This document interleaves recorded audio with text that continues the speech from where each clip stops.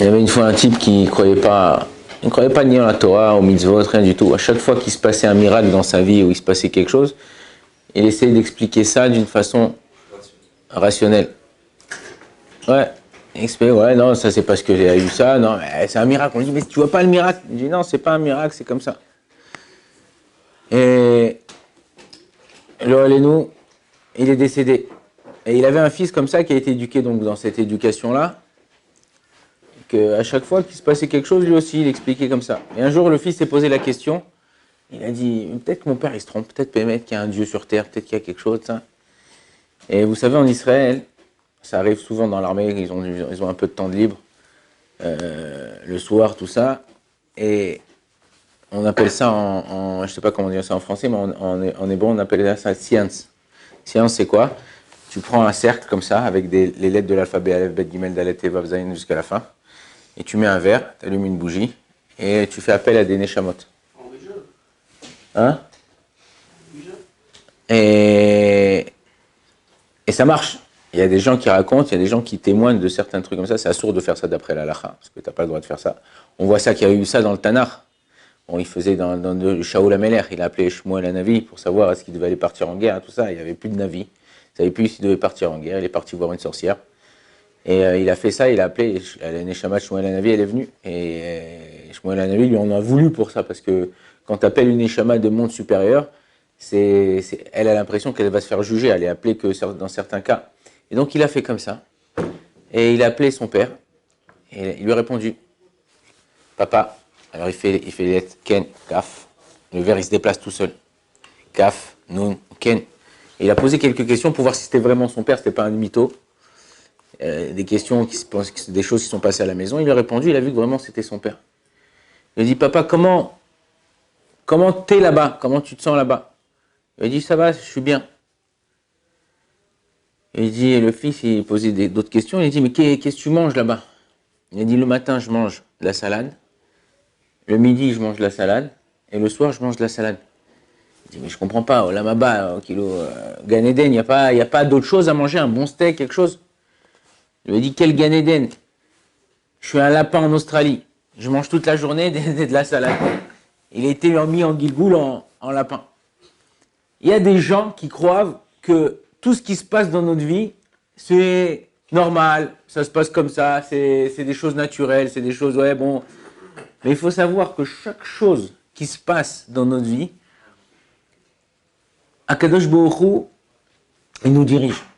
Akadosh Baruch Hu, il est là, et il nous dirige et il nous donne chaque chose. Chaque chose. C'est-à-dire qu'en vérité, il y a écrit comme ça, que la parnassa, comme ça, dit la Gemara, mi betse kinim ad karne reemim. C'est que la parnassa, Akadosh Baruch Hu, il est doeg, il s'inquiète de donner jusqu'aux œufs de poux, un poux qu'on a sur la tête, donner ce qu'ils ont besoin pour manger, jusqu'à karne reemim. Reem, c'est une sorte de buffalo. Jusqu'à la corne du buffalo pour pas qu'elle s'abîme, qu'elle soit mangée par une tolate ou un. Enfin, Akadosh Baruch Hu, il est doeg à chacun. Et donc, si toi, tu vois pas que Akadosh Baruch Hu, il te donne, il te fait et il te dirige, c'est que tu as un problème dans ta émouna, tu as un problème dans ta avodat Hashem, tu as un problème dans ce que tu fais. Dans la paracha de la semaine, on voit que Yaakov, quand il est sorti d'Égypte, quand il est sorti de chez ses parents, pardon, pour aller chez Lavan, il a dit à Akadosh Baruch Hu comme ça. Je te demande pas de l'argent, de la richesse, tout ça. Je te demande deux choses. Lechem le'echol, ve'beged ilbosh. Si je traduis, qu'est-ce que ça donne? Du pain pour manger et un habit pour s'habiller. Je sais pas moi, quand tu as du pain, c'est pour faire un tennis. Ou quand tu t'habilles, c'est pour c'est quoi? C'est pas pour quand tu as des habits, c'est pas pour t'habiller. Alors il faut savoir que des fois les gens qui ne reconnaissent pas la grandeur de Dieu, ou ne connaissent pas certaines choses, des fois ce qui se passe, c'est qu'Akadosh Baruch Hu va leur donner des choses. Mais ils ne pourront même pas en profiter. La plus grande boulangerie de Jérusalem, à l'époque c'était la plus grande boulangerie d'Israël, elle est à Givat Shaoul ici, Angel. Vous avez tous en parlé, le pain Angel. Vous mangez le pain en tranche ce matin, Angel? C'est une des plus grandes. Aujourd'hui, il y a Berman, il y a d'autres, mais le patron d'Angel, il est une usine colossale. Tous les pains d'Israël, ils parlent de Jérusalem et ils sont distribués en Israël. Il avait une maladie, il ne pouvait pas manger le gluten. Il avait la plus grande boulangerie, mais il ne pouvait pas manger son pain. Des fois, nous, il y a une femme qui s'appelle Pascal, aujourd'hui elle est Mekadesh, le Shem Shamim, elle sanctifie le nom de Dieu. Un jour, le Koum il lui est tombé dessus. Et le Koum de Shabbat, il lui est tombé dessus. Et elle ne pouvait plus mettre d'habits. Elle avait comme, vous savez, on a comme une combinaison de couleur de la peau qu'on met pour faire tenir jusqu'à que ça... Et là aussi, elle a des habits, elle a des robes, elle a des machins, mais elle peut pas les habiller. C'est-à-dire qu'il faut savoir que des fois, Kadosh Baruch Hu, il nous donne ce qu'on a besoin au moment où on a besoin. Il faut arrêter d'être égoïste, il faut arrêter de dire ouais mais moi je peux pas, ouais moi je peux, moi je veux pas. Il faut savoir que Kadosh Baruch Hu, il est là, il te donne. Si tu fais comme si tu le connaissais pas, ou tu dis ah bon, bah alors il va dire ok débrouille-toi tout seul. Mais si tu à chaque fois merci Hachem, ok Toda Rabba Kadosh Baruch Hu, même des petits trucs. Il dit ah tu me remercies pour des petits trucs qu'il n'y a pas à me remercier, ben maintenant je vais te donner un vrai truc et là tu vas vraiment me remercier. Et Chazvé Shalom, c'est la même chose pour le contraire. Pas vivre pour toi, tu vis, t'es égoïste. Les gens aujourd'hui, malheureusement, ils sont égoïstes. T'es là avec ta femme, t'es avec ton téléphone, machin, t'es là avec tes enfants. Oui, papa, ouais, 2 secondes. Mais arrête, tu vois pas que je suis. Et puis il est là ton fils. Une fois, je vous ai dit, le téléphone aujourd'hui, il rapproche des gens loin et il nous éloigne des gens proches. Ce qu'il faut savoir, une fois, c'est le mondial. Et un type, il est rentré à la maison, il dit à sa femme, chérie, à partir de ce soir, c'est le mondial. À partir de ce soir, on fait comme il y a 20 ans. Il dit, mais chérie, il y a 20 ans, on n'était pas mariés. Il dit, ben exactement, on fait comme ça. Alors, des fois, tu veux te débarrasser des gens qui sont autour de toi, débarrasser de ce qu'Akadosh Baruch Hu t'a donné. Sache que tu peux pas t'en débarrasser. Akadosh Baruch Hu, il est Tsamud Elecha, il est collé à toi. Alors, tu peux ne pas en faire cas, et tu peux faire cas, et ta vie, si tu montres, tu regardes dans tout ce que tu fais, tu verras que chaque petite action que tu as fait dans ta vie t'est accompagnée par lui.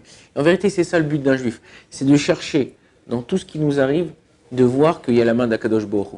C'est ça l'aïmouna. C'est quoi l'aïmouna? Ouais, l'aïmouna, ouais, je crois en Dieu. Le Rav Shai, il a un très beau cours sur ça. Je me rappelle, à l'époque, il y a 20 ans, il nous avait fait sur mettre la preuve qu'Akadosh Baruch Hu, il existe. Et il disait, comme on dit dans Alenu le Shaber, il disait Veyadata ayom ve'ashevota elevavecha. Tu devras, d'abord on sait des choses claires et nettes, et après tu crois, parce que pas tu crois, mais après tu rentres dans ton cœur que c'est vrai. Pourquoi? Parce que tu les as vus, tu les as vécus. Et en vérité c'est ça. Quand tu vis ta vie pleinement, tu vis ta vie avec Akadosh Baruch Hu, tu vois que dans chaque acte que tu avais prévu certaines choses, tu avais prévu de voyager, tu avais prévu des vacances, et ça se passe pas comme tu veux, et qu'après tu vois que Baruch Hashem, que ça s'est pas passé comme tu veux, parce que sinon tu aurais été en galère, et que ce que tu as aujourd'hui, grâce à Dieu, Baruch Hashem. Je pense, si je pose la question, là, on est 15, 20, je pose la question à chacun d'entre nous, est-ce que tu pensais arriver un jour à Jérusalem, à l'Yeshiva? Bah putain, moi je voulais aller faire des études de ça, je voulais faire ça, je voulais aller aux États-Unis. Pourquoi? Parce qu'Akadosh Baruch Hu, il te fait passer par des épreuves dans ta vie qui te font grandir et qui te font réaliser. Mais il y a des mecs, c'est des imbéciles. Les mecs, excusez-moi du terme, mais ouais, mais non, mais c'est pas grave, moi je vais continuer, ils s'entêtent, des trucs, et après ils se réveillent malheureusement. De plus en plus, les gens ils viennent me voir, 40, 50, 60.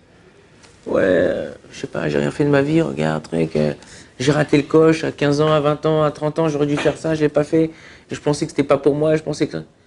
Arrête de croire que tu décides quelque chose dans ta vie. Il est jamais trop tard. Même à 60 ans, tu peux changer le cours de ta vie. Mais il faut vouloir. C'est difficile. Comme on dit comme ça en hébreu, chaque kol atralot kachot, tous les débuts sont durs. Dès que tu fais un chinouille, dès que tu fais un changement dans ta vie, c'est difficile, t'arrives pas. Attends, je pense, quand t'es arrivé à la yeshiva, t'as changé de travail, quelqu'un il se marie. C'est un changement, c'est difficile. On a du mal à vivre ce qu'on vit. Pourquoi? Parce que tu n'es pas habitué.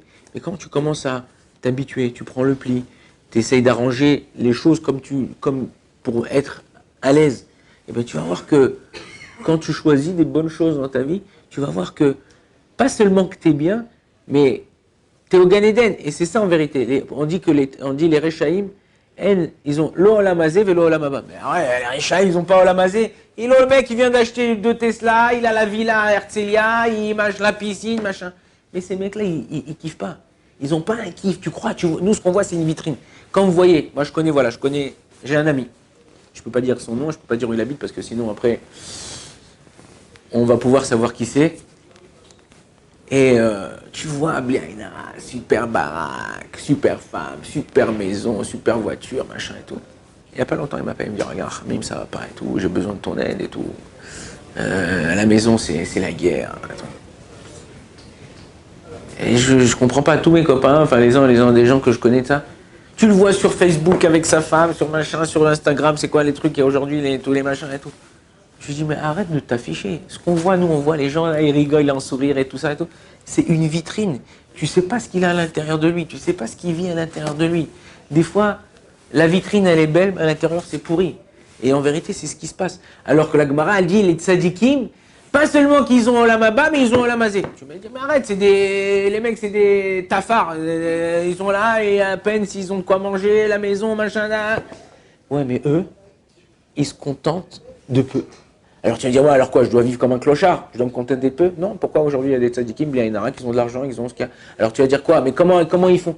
Il dit, bah, à partir du moment où toi, tu t'attends pas d'avoir beaucoup, et quand tu t'étudies ta Torah, tu es là, tu kiffes, ok, je comprends un truc, ouais, regarde, ouais, comment on fait? Je fais des comptes, je suis dans la rue, je réfléchis, je respecte ma femme, je réfléchis comment je vais éduquer mes enfants, je réfléchis comment... Toute ta vie, elle se passe, tu as un contact permanent avec les gens qui t'entourent. Tu as un contact permanent avec les gens, tu es bien, tu pars, tu es heureux. Tu n'attends pas de recevoir un coup de fil qui va te mettre la rasera, ou tu n'attends pas qu'il y a des mecs qui t'attendent dans la rue quand tu vas sortir de chez toi. Tu es là, tu es bien, tu es machin, tout ça. Tu vis ta vie pleinement. Et si on t'ajoute, c'est un bonus. Si on t'ajoute, c'est un bonus pour toi. En vérité, c'est comme ça qu'un juif, il doit vivre. Bon, Hachem, je vis, je kiffe, j'étudie la Torah, je vais travailler, je gagne ma vie.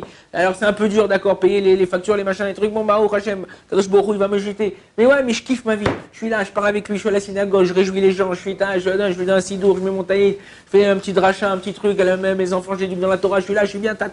Si tu vis comme ça, ta vie, elle prend une autre ampleur. Et même quand t'as peu, t'es joyeux, et même quand t'as beaucoup, t'es joyeux. Comme ça, un juif, il doit avoir ça. Oh, Adonai, Amen, Amen.